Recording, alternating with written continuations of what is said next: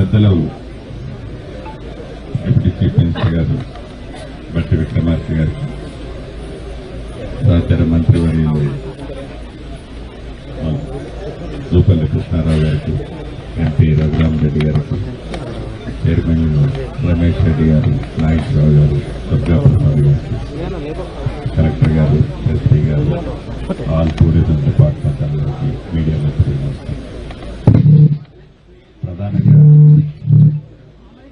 ఇది ఈ బుద్ధ స్తూపం ఏదైతే ఉందో నాకు తెలిసి దేశంలోనే 1, 2, 3లో భారతదేశంలోనే ఇది 1, 2, 3 స్థానంలో దీని ప్రాముఖ్యత అంత గొప్పగా ఉంది. ఇది సుమారు 8 ఎకరాల పైచీలకు విస్తీర్ణంలో ఉంది. గతంలో కాంగ్రెస్ ప్రభుత్వం అధికారంలో ఉన్నప్పుడు కొంత దీని మీద ఫోకస్ చేసి దీన్ని ఈ రకంగా నిలబెట్టిందంటే అప్పుడు కాంగ్రెస్ ప్రభుత్వం అధికారంలో ఉన్నప్పుడే నిలబెట్టడం జరిగింది. ప్రధానంగా ఇంకా ఇందాక టూరిజం అధికారి గారు చెప్పినట్లు ఇంకా ఎక్స్కవేషన్ చేస్తే చాలా గ్రౌండ్ లో ఉన్నాయి. అది కూడా మనం ఇప్పుడు చూస్తాం. అండర్ గ్రౌండ్ లో ఆనాటికి సంబంధించిన శిథిలాలు లేకుంటే ఫుల్ ఫ్లెడ్జ్ లో ఉన్న గ్రౌండ్ లో ఉన్నవి కూడా మనకి ఇప్పుడు కనిపిస్తాయి. కొన్ని అప్పుడు స్టార్టింగ్ కొంత స్టార్ట్ చేసి వదిలేశారు. అది మాన్యువల్ గానే తవ్వాల్సిన అవసరం ఉంది.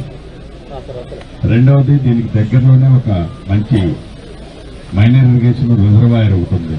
దీన్ని ఆనుకొని ఈస్ట్ లో ఉంటుంది, నార్త్ ఈస్ట్ లో. దాంతోపాటు ఇది మనం టూరిజం లో ది బెస్ట్ ప్లేస్ కింద దీన్ని మనం బౌద్ధ మతానికి సంబంధించి బెస్ట్ ప్లేస్ కింద దీన్ని మనం ఫోకస్ చేయడానికి కానీ న్యాచురల్ గా దీన్ని ఉన్నది దీంట్లో అప్పటిన్న జీవకళ చాలా స్పష్టంగా కనిపిస్తుంది.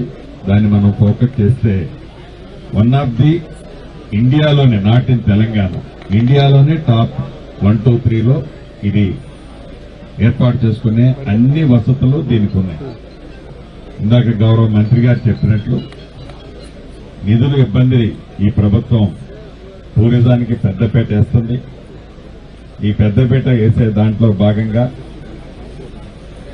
ఈ పాలేరు నియోజకవర్గంలో ఈ నేలకొండపల్లిలోని ఈ బౌద్ధ స్తూపంతో పాటు నేలకొండపల్లి ప్రాపర్లో భక్త రామదాసు పుట్టిన స్థలం ఇది. అక్కడ కూడా ఈ భక్త రామదాసు యొక్క గొప్పతనం, ఆనాడు ఎలా భద్రాచలం యాక్టివిటీస్ లో తను పాల్గొని దాంట్లో ఎలా జైలు పాలయ్యాడు, ఇతరత్ర అన్నీ ఉన్నాయి.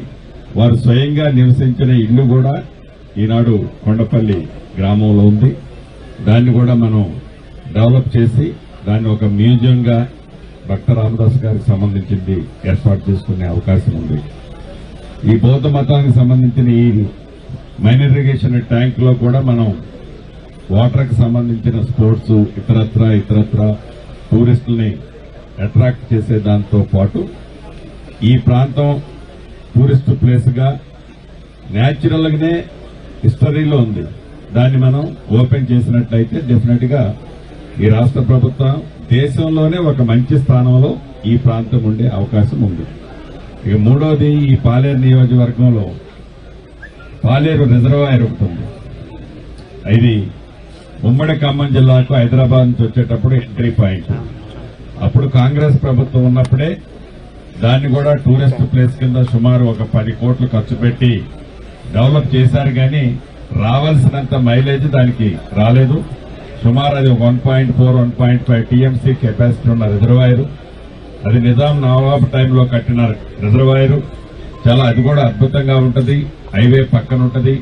దాన్ని కూడా ఇక్కడ 3 ప్లేసెస్ లో, ఒకటి పాలేరు రిజర్వాయర్, 2 భక్త రామదాసు నివాస స్థలమైన నేలకొండపల్లిని, వారి నివాస స్థలాన్ని, టూరిస్ట్ ప్లేస్ ని మరింత డెవలప్ చేయటం, 3వది దేశంలోనే వన్ ఆఫ్ ది బిగ్గెస్ట్ బౌద్ధ స్తూపం ఉన్న ప్రదేశం ఇది. ఈ మూడింటిని ఈ నియోజకవర్గంలో చేసినట్లయితే డెఫినెట్ గా టూరిస్ట్ ప్లేస్ అభివృద్ధి జరుగుతుందని మనస్ఫూర్తిగా డిప్యూటీ సీఎం గారికి, గౌరవ మంత్రివర్యులకి, ఎంపీ గారికి, మిగతా టూరిజం చైర్మన్ గారికి అందరికీ మనస్ఫూర్తిగా తెలియజేసుకుంటూ మీరు సహకరించాలని కోరుతున్నాను.